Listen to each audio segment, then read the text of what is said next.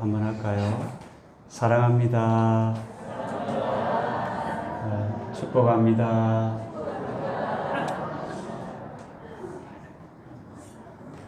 오늘 좋으신가 봅니다.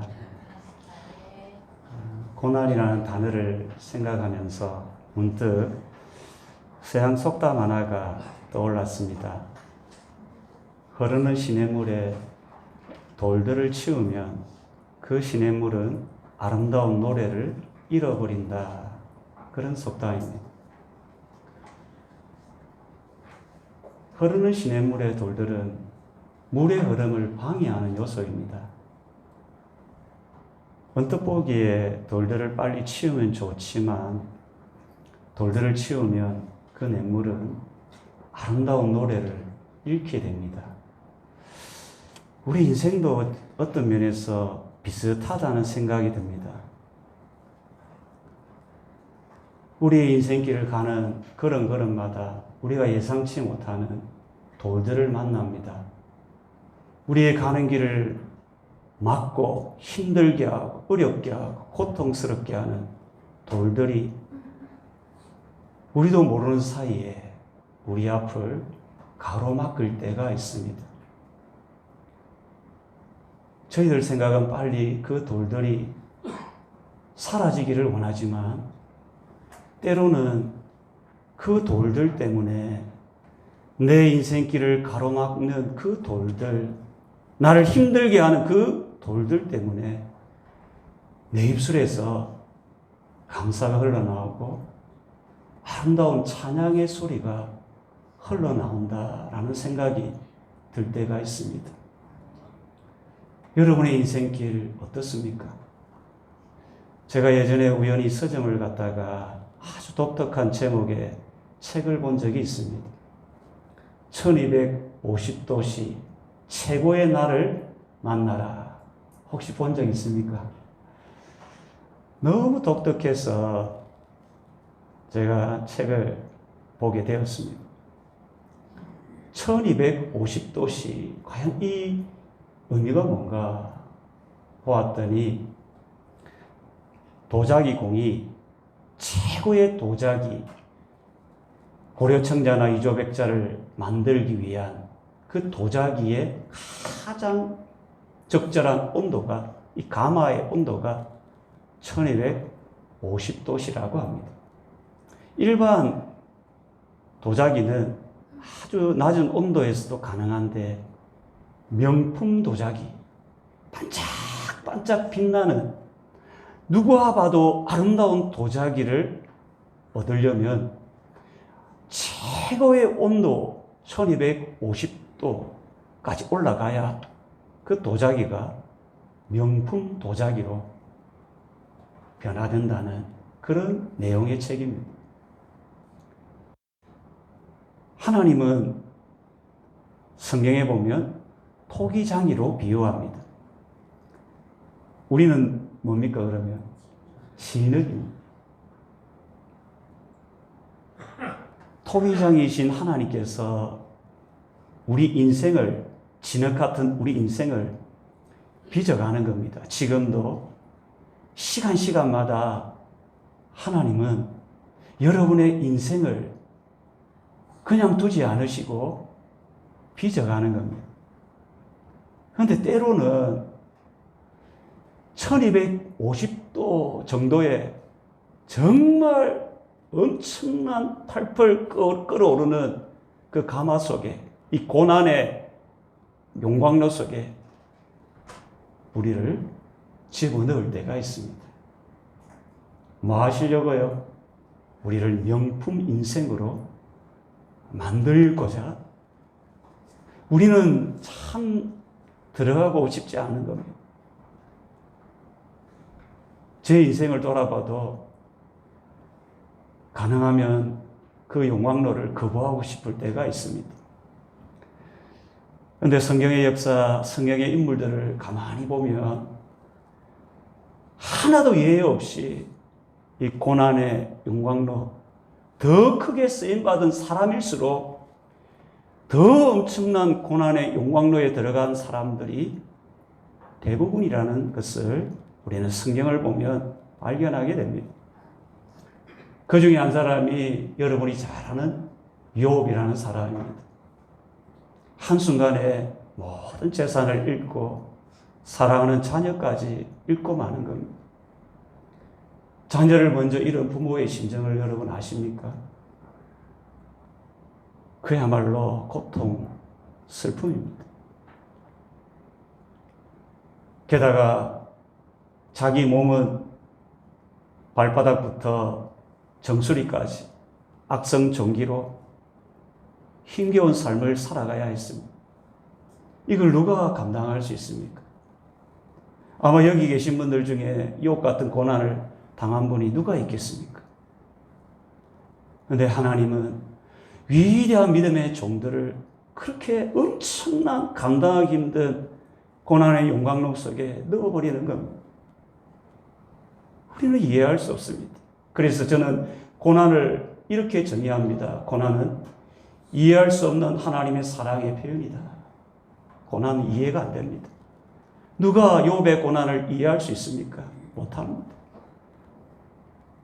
그런데 욥은 긴 고난의 시간을 거치면서 그의 입에서 고백하기를 나의 가는 길을 오직 그가 하신다는 겁니다. 나의 가는 길을 사람이 아는 것이 아니고 자신이 아는 것이 아니고 하나님 그분이 아신다는 거예요. 그가 나를 단련하신 이후에는 내가 순금같이 나오리라. 할렐루야.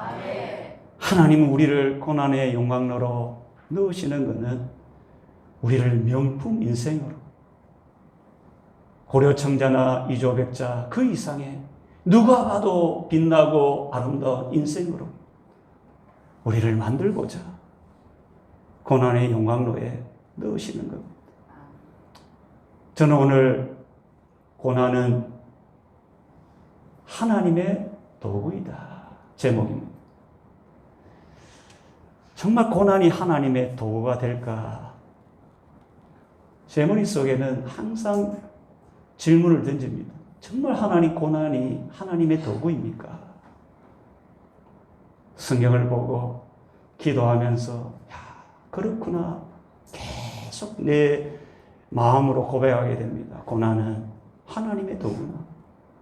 나를 하나님이 기뻐하시는 명품 인생으로 만드시는 하나님의 도구가 고난이구나. 그런 생각을 계속하게 됩니다. 신약 성경에 참 욥만큼 고난의 삶을 살았던 사람이 누구입니까? 사도 바울입니다.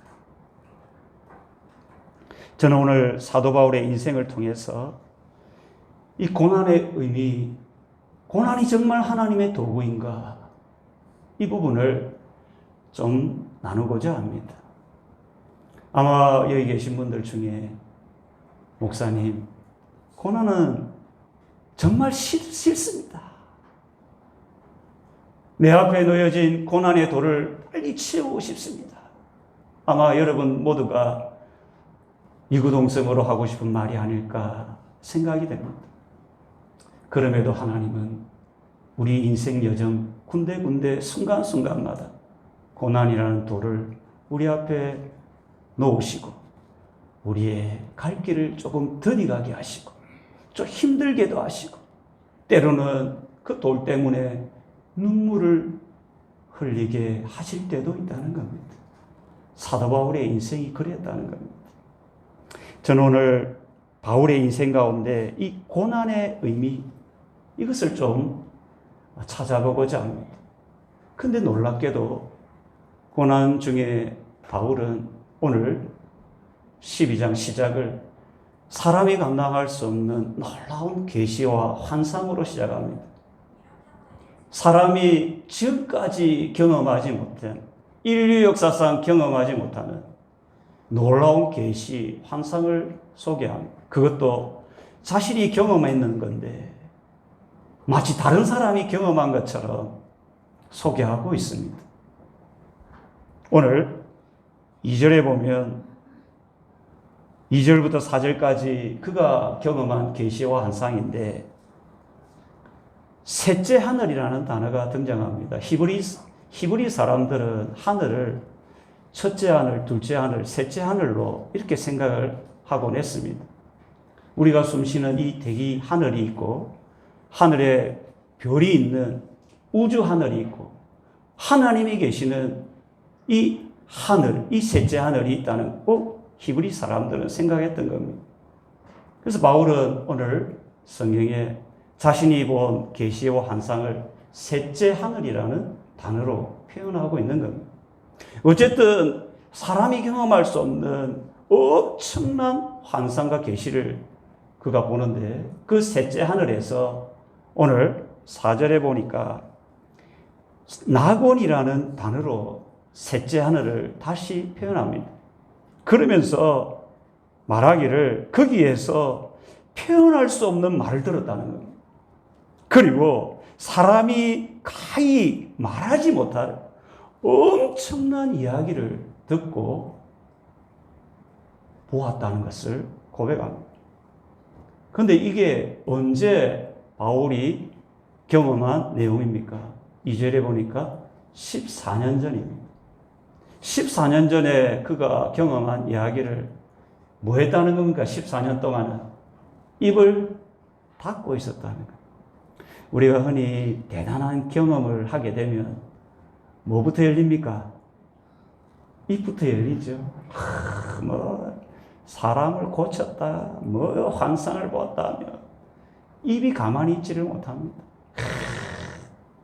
근데 바울은 14년 동안 전무후무한 경험을 하고 입을 닫고 있습니다. 그 이유를 6절에 이렇게 이야기합니다.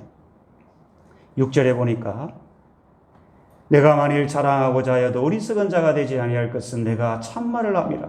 그러나 누가 나를 보는 바와 내게 듣는 바를 지나치게 생각할까 두려워.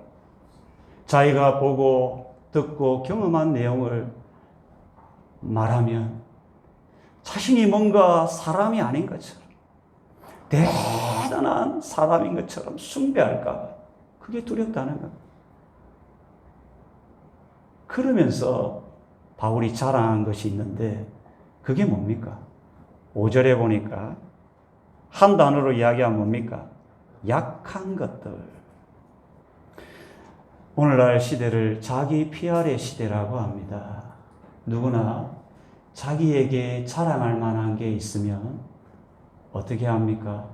끝없이. 학벌이 좋은 사람은 뭘 자랑합니까? 학벌을 자랑합니다. 자녀들이 뭔가 대단한 일을 하고 있으면 누구를 자랑합니까?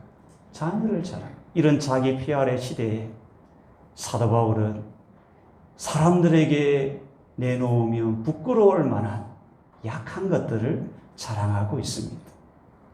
약한 것들이 도대체 무엇일까? 한 단어로 7절에 보면 그것을 육체의 가시다라고 합니다. 이 가시라는 뜻은 뾰족하다는 의미를 담고 있습니다.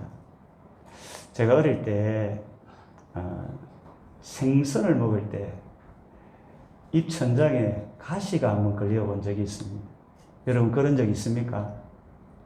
우리 성도님들은 생선을 잘 먹네요. 저는 어릴 때 생선을 먹다가 가시에 걸려가지고 며칠을 고생한 적이 있습니다. 그게요, 뭘 삼킬 때마다 그게 찌르는데 얼마나 고통이 되는지 모릅니다. 이 육체의 가시는 바울에게 엄청난 고통을 안겨주는 무엇이었습니다. 그걸 특별히 사탄의 가시다. 이 말은 하나님의 일을 방해하는 그 가시였다는 겁니다. 주석학자들은 이것을 바울이 안고 있는 육체의 질병이다. 안질인지 간질인지 우리가 알 수 없지만 하나님의 일을 열심히 하려고 하는데 자꾸 멈추게 하고 마치 길을 가려고 하는데 돌이 가기를 못하게 하는 그 돌이 육체의 가시, 육체의 질병이었다는 겁니다. 저도 주님의 일을 열심히 하고 싶습니다. 정말 남보다 더 열심히 복음을 전하고 주의 일을 하고 싶은데 때때로 제 앞에 놓여진 돌들 때문에 참 힘겨울 때가 있습니다. 아마 성도님들도 마찬가지일 겁니다. 내 인생길이 탄탄대로처럼 정말 탁 펼쳐진 길을 걸어가고 싶은데 때로는 그렇게 하지 못하는 나의 길을 가로막는 육체의 가시, 그게 질병이든 그게 사람이든 그게 여러분의 인생 가운데 놓여질 때가 있다는 겁니다. 그때 너무 힘든 겁니다.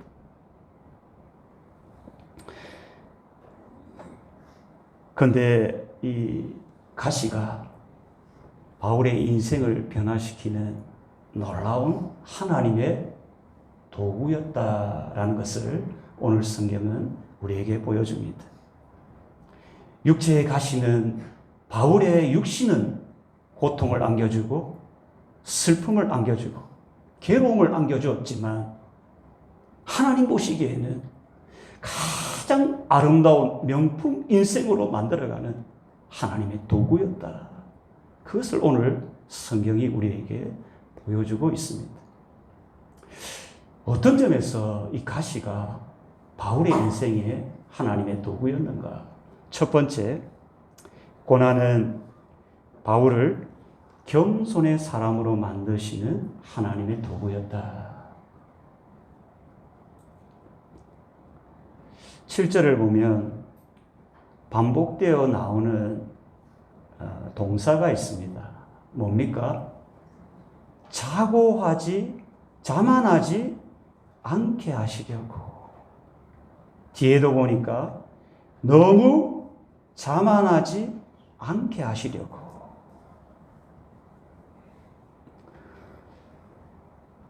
참 바울은 앞부분에 사람이 경험할 수 없는 계시와 환상을 본 사람입니다. 여러분, 우리가 신앙생활을 하다 보면 남보다 뛰어난 재능을 갖게 될 때가 있습니다. 때로는 기도하다 보면 하나님이 여러분 각자에게 신비한 은혜, 계시를 또 보여줄 때가 있습니다. 또 우리가 신앙생활을 하다 보면 다른 사람이 경험할 수 없는 지혜와 능력을 경험할 때가 있습니다. 저도 우리 교회를 섬기다 보니까 작은 교회들은 여러분이 알다시피 하나님이 굉장한 능력으로 부족한 종을 사용할 때가 있습니다. 장례를 치른다고 신방을 갔습니다. 네? 엄마 장례를 치른다고 신방을 갔는데 한 10일 이상 동안 밥을 못 먹는다고 장례를 치른다고. 목사님, 장례를 어떻게 치러야 됩니까? 장례 일정을 잡고 있는데 부족한 종을 통해 기도하니까 그 사람 지금도 건강하게 살아가고 있다는 거예요.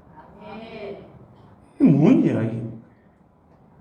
하나님은 때때로 우리가 상상할 수 없는 신비한 능력과 기적과 역사를 이룰 줄 믿으시길 바랍니다. 바울이 그걸 경험한 겁니다. 그런데 이러한 경험이 쌓이다 보면 우리 속에 뭐가 생깁니까?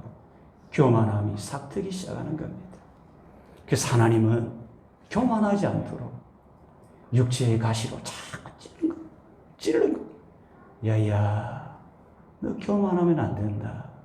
교만한 자를 하나님이 대적하신다. 겸손한 자에게 하나님이 은혜를 주신다.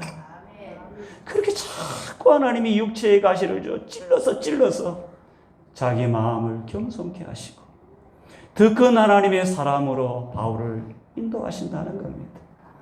성도님 여러분, 혹시나 여러분의 갈 길을 가로막고 있는 고난의 돌이 있습니까? 그게 질병이든 그게 사랑관계 속에서 겪는 어려움이든 그게 무엇이든 고난의 돌이 앞에 있을 때에 저게 나를 겸손케 하라고, 겸손하라고 하나님이 주신 도구임을 믿고 늘 살아가기를 주의 이름으로 축원합니다.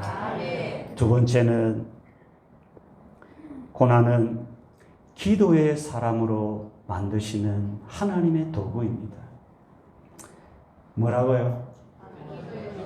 기도의 사람으로 만드시는 하나님의 도구입니다. 여러분, 청년들은 기도를 많이 할까요? 잘 안 할까요? 다르게 표현해 볼게요. 건강한 사람들은 기도를 많이 할까요? 많이 하지 않을까요? 대답하기 어렵죠. 여러분, 가끔 하나님이 우리에게 약함을 주실 때가 있습니다.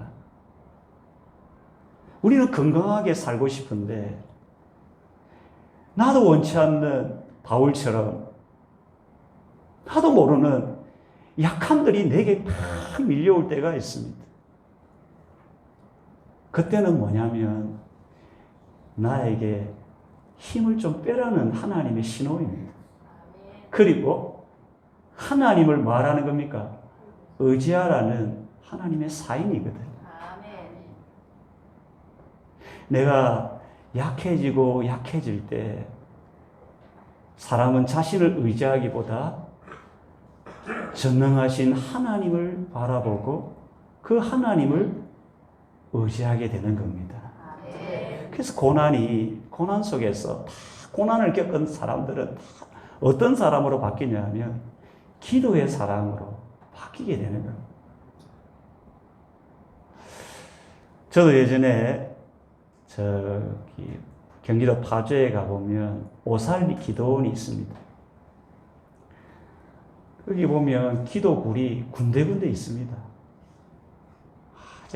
저도 한 달 거기에 있으면서 기도굴에서 기도했던 적이 있습니다. 언제 그랬을까요? 내 인생 가운데 고난이 다가왔을 때. 기도하는 가운데 하나님의 위로를 얻고, 기도하는 가운데 하나님의 비전을 갖게 되고, 기도하는 가운데 소망을 갖게 되는 겁니다. 바울이 그랬다는 겁니다. 바울이. 육신의 가시가 계속 찌르는 그 순간에 하나님은 그를 기도의 사람으로 만들어가고 계셨다는 겁니다. 그래서 바울은 오늘 8절에 보면 이것이 내게서 떠나가게 하기 위하여 몇 번 기도합니까? 3번. 이 3번이라는 것은 3번 기도했다는 말이 아닙니다. 3번은 완전수. 계속 이 육체의 질병이 사라지기를 계속 기도했다는 거예요. 여러분, 그렇지 않겠습니까? 육체의 가시가 바울로 하여금 계속 기도의 사람으로 만들어가고 있었던 겁니다. 여러분, 제가 기도하면 늘 생각나는 미국 사람이 가장 존경하는 대통령이 누굽니까? 아브라함 링컨 아닙니까?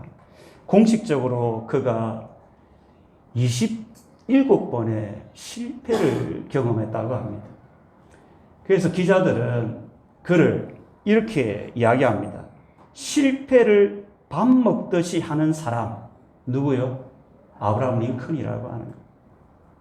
수도 없이 선거에 떨어지고 어려움을 겪었던 고난의 사람이 아브라함 링컨입니다.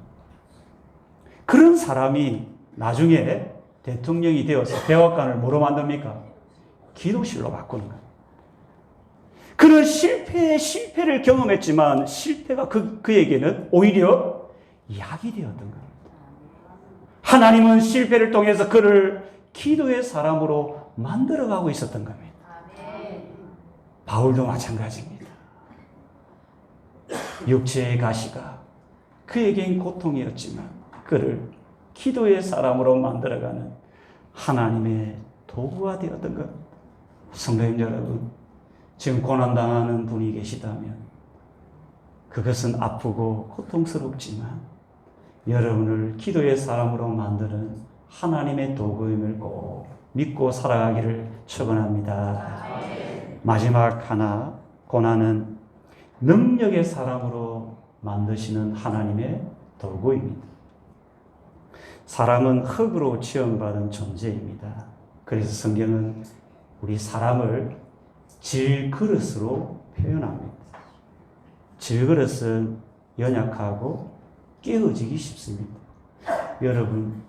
여러분이 강한 사람 같습니까? 죄송합니다. 여러분 강해 보입니다. 근데 제가 성경을 가끔 묵상해 보면 정말 인생이 약하구나. 누군가에게 싫은 말 한마디 들으면 며칠 동안 끙끙 앓는 사람들이 저희들입니다. 감기 바이러스가 우리 몸에 들어오면 며칠 동안 알아 누워야 되는 거예요. 우리는 강철도 아니고 돌도 아니고 흙으로 지음받은 연약한 질그릇입니다. 그런데 질그릇 속에 보배 같은 그리스도를 우리 안에 담아두었다는 겁니다. 이게 놀라운 신비죠. 우리는 질그릇처럼 볼품없고 연약하고 아주 약하지만 우리 하나님이 질그릇 같은 여러분의 인생 가운데 보배 같은 그리스도를 넣어두었다는 겁니다. 야, 그 이유를 이니 심히 큰 능력이 너희에게 있지 아니하고 누구에게 하나님께 있음을 드러내게 알게 하게 하니라. 바울 속에 육체에 가시는 그에게 고통을 안겨주었지만 그 약함 속에서 그의 심령, 그의 육신은 그리스도의 능력이 활활 타오르고 있었던 겁니다. 그게 기도 가운데 그가 깨달은 게 9절에 보면 하나님이 그에게 말씀하기를 나에게 이르시기를 내 은혜가 내게 족하도다. 내 은혜라는 것은 하나님의 은혜라는 겁니다. 이는 내 능력이 하나님의 능력이 약한 데서 온전하여짐이라. 이게 역설 아닙니까? 역설입니다. 어떻게 약한 자가 강해질 수 있습니까? 여러분 그렇지 않습니까? 질그릇이 어떻게 강해질 수가 있습니까? 하나님은 우리가 능력의 사람이 되도록 끝없이 우리의 육신의 강함을 자꾸 약하게 할 때가 있습니다. 그게 고난입니다. 고난당함이 내게 유익이라. 이로써 내가 주의 율례를 지킨다. 이 고난 속에서 인간은 약해지고 약해질 때 우리 안에서 누가요? 그리스도의 능력이 그게 9절에 나오지 않습니까? 9절 후반부에 도리어 크게 기뻐하는 겁니다. 왜냐하면 나의 여러 약한 것들에 대하여 자랑하니니 이는 아까 9절 초반부에는 내 능력이라고 했다면 9절 후반부에는 그리스도의 능력이 내게 머물게 하려 함이라.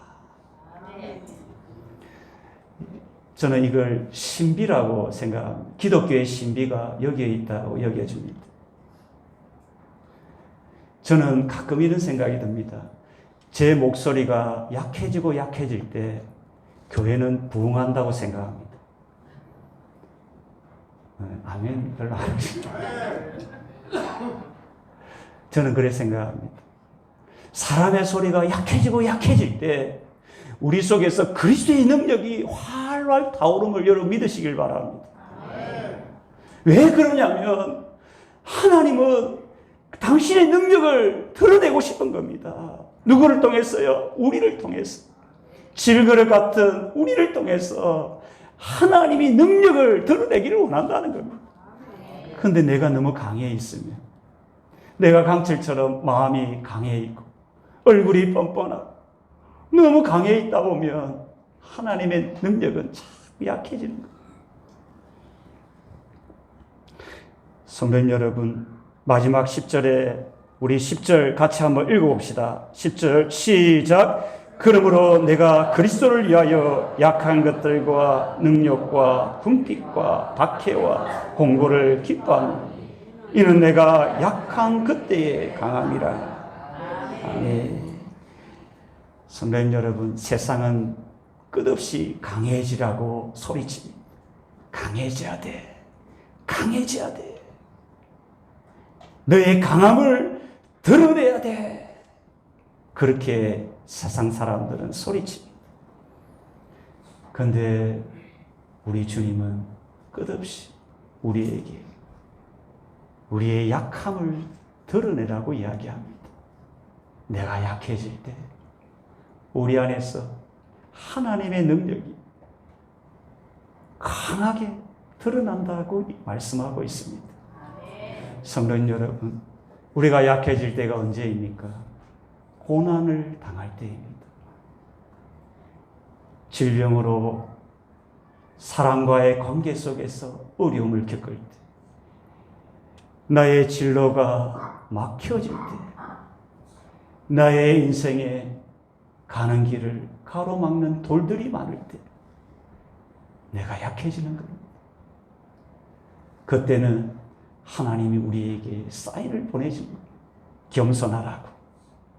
그리고 하나님께 기도하라.